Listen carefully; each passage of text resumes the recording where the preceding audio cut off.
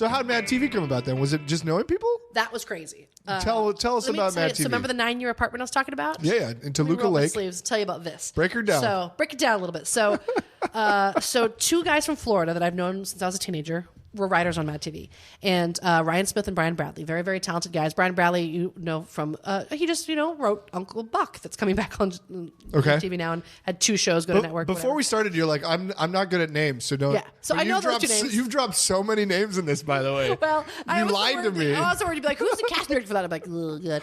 Ugh. Oh, Nicole Garcia. No. But anyway, okay, so when I first moved to LA, my first month in LA, auditioned for MADtv.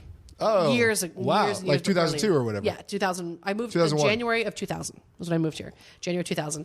I auditioned for MADtv, and I had a little manager that assigned me from Florida, and he represented me and Bryan Cranston. What? This is pre-Buckle and Middle Bryan Cranston. And he was just like, hey, I got a thing for you. And he's just the guy who's 1,000 years old. And he lived on Wilshire. He's like, I'm old and I'm rich. Come in. And when I first met him, I probably weighed like 140 or 150. He's like, you got to lose weight or be fat. Make a choice. I was like, oh, okay. I clearly chose the latter. But so he was just old and didn't know anything. And it was super sweet though. But so he sent me an audition for MADtv, but I'd never had an audition like that before because it's not a very typical audition. If you're just coming out of improv and you've never done the groundlings, it's a very different ballpark. So I was like, oh well, I can do characters. I'll just improvise when I go in there. It did not go well. No, yeah. I mean, I prepped my audition, but I was like, I'll go in there and ask for a suggestion, and that'll base my characters off of that. And it did not go well. It was so embarrassing and so horrible. And he called it like, they said you were unprepared. I was like, no, I was doing improv. I was trying to flex. Because they want like SNL. They want like almost sketched out characters. They want sketched, perfectly written. And I knew which impressions I was going to do and which character I was going to do, but I wanted the content to come from them. So I was going to show how well I could improvise. Right. They don't want that. Right. It was terrible. And they bring a lot of people in, right? Bajillions. You're the audition from all over the world. So to come back 8 years later and get to try it again was so great. Luckily, they did not remember me. It's just a clean slate. Thank God. So got to do it again. But so here's what happened. The guys... So they were writers, but they can't get you the job. They can maybe get you an audition. They can't, and so they were sending any funny people they knew in there if they could. But you also just have to. They go through all those headshots to even get in the door is so hard. But so how it happened was at the time I was living in that 9-year apartment.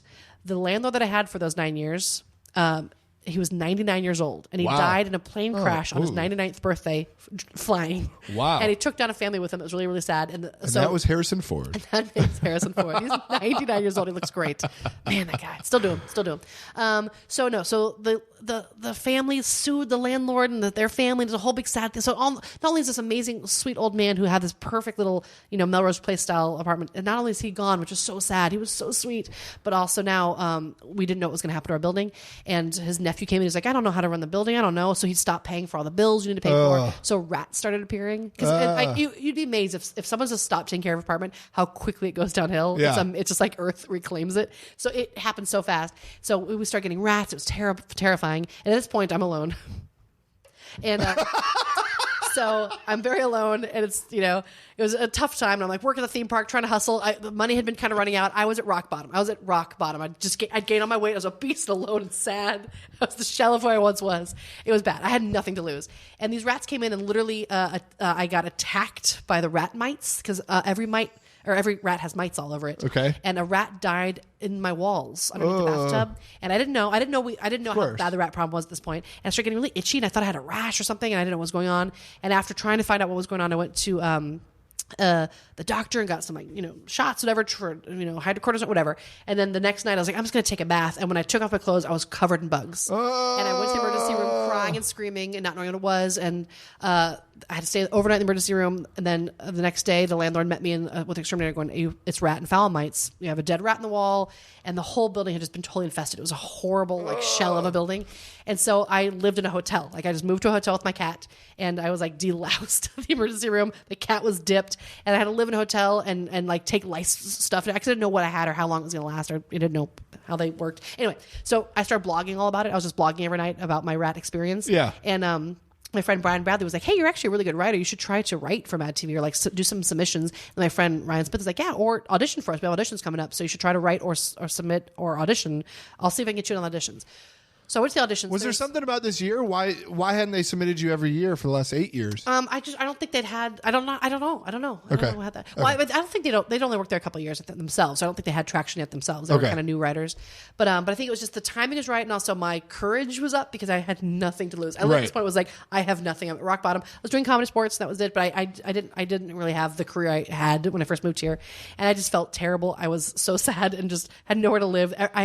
It was all my money, to get this whole situation cleaned and moving, all that stuff. Took every bit of money I had.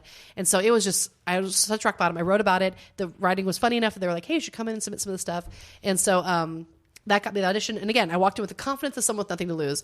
And then I thought for sure, though, I would not get it. I had no doubt in my mind I wouldn't get it because I was a plus-size girl. That's when you always get them. Yeah, well, they'd never had a plus-size girl on a sketch show at that point. At this time. This is pre-Adie Bryant. This is pre-Melissa McCarthy. There was no plus-size girl of note in that position. Okay. Yeah, and people always go like, what about Alex Borstein? Like, in real life, she's actually a small lady. She's not big at all. You know, sure. Might be some curves, but she's not, yeah. And so no one of my type had been on that show. So like, I'm not going to get it. And also, I didn't come from the Groundlings. I do improv, and I can do some, at this point, I had it all written out and ready to go, but I just didn't feel like it was going to happen. And so, but then I would just get one more call back and then one more call back, and every call back I'm like, well, that was, good night, thank you, thanks for your time. And I get one more call back, and every time I went back, how many callbacks? There was like 11. I'm not kidding. There's like 11 auditions, and every time you go back, there's one more person in a suit until the whole room is full of suits, and every time the room just gets bigger, and then it literally becomes an amphitheater at Fox. You're at an amphitheater at Fox. Well, okay, it's a theater, but it's a theater. It's the Hollywood Bowl. So the Hollywood Bowl filled with executives. No, it was like a theater, and they said that what they liked about me was that I just really took my time with the scripted material and like really acted it instead of just trying to do comedy. I just was acting it, and I played my guitar and did some little guitar bits in there, and I did a little guitar singy thing. But they liked what I had, and they were like, you know what, we liked that we haven't had your type. It's an unusual type, and I could play guys and girls, which they loved. And so they're like, we can do so much stuff with you we haven't been able to do before. And they didn't really have a big guy character. Yeah. So I got to play. They had just Paul Vogt had left the show, and Paul Vogt's a buddy of mine too that used to do MADtv, and so they didn't have that type. And I was like, I can play guys or girls, whatever you need. And they took advantage of that. It was awesome. That's amazing. Yeah, that's a great story. I couldn't believe it. And a little Rudy Rocky story. I couldn't believe it. Like every time I go, like, there's Eric Andres and Matt Bronger and all these guys who are huge stars. Like, I'm not gonna. This is ridiculous. And then every time I'd be like, me? Really? I couldn't believe it. I was bawling for days. What was your experience like once you got on the show? Was it terrifying? So terrifying. Well, in case you don't know, the SNL and MADtv family has this in common, that every week you're re-auditioning to be on the show, pretty much. Because you're like trying to get sketches and stuff like that. Yeah, you got to pitch. You got to make yourself valuable. So if you just show up and go like, well, no, I'm a star, right for me, you have to make the writers right for you by being available and pitch with them and show up. So the first 2 or 3 weeks of the show, they don't even pay you. They just go like, hey, the writer's going to be here. Feel free to show up. They don't pay you, really? Because it's just because it's before we're on the clock. Oh, I see. It's we're not extras, coach, captain's practice, exactly. Or whatever. So I would show up and just be there with the writers, pitching ideas and getting ready, and of course we all did that. It was the poorest I've ever been in my life. It was the poorest I've ever been. Because I just had to quit my job to do it. So I was just like, oh my god. But yeah, you have to just make yourself valuable and find out why you're the only person who can play that part. I know that SNL has that same problem. Like every week you feel like you're auditioning against your close friends. And you're not even leaving. You're staying there for long hours. Yeah, super long hours. You get there early morning and stay there till late night. Where was MADtv at? Fox? No, it's up right up here actually off Gower, in the Gower and Sunset area. Yeah. Oh, where like who's Wayne Brady's at? Yeah, maybe no. Yeah, it's the Let's Channel Make 5 a Deal. Studio. Yeah, that one. So it was great. It was such a great time. Really, really scary. And I wish that I had the knowledge that I have now of like, it's going to end, just have fun. We kind of knew going in it was going to be the final season. That was already the mutterings. Okay. But because they already knew they didn't want to end on season 13. They wanted one more season. And also it was the big election coming up, the Obama elections. They wanted to capitalize off of that. And they wanted to go out with, on a higher note. But so it was going to be a short season, and they already knew kind of going in, but they were hoping it would keep going. But I wish they had the confidence just to enjoy it and have fun, because I was so paranoid that I didn't deserve to be there. Right. And I probably maybe didn't deserve to be there, but I really should have just enjoyed it and had fun and owned it and been like, I'm here. Screw it. Well, you were a nervous freshman. I was so nervous. Yeah. And it's scary. You're there with people who've been on the show forever, like Bobby Lee and those guys who have done it forever, and they were so kind and so welcoming, but it's terrifying. Yeah. And so I was always nervous.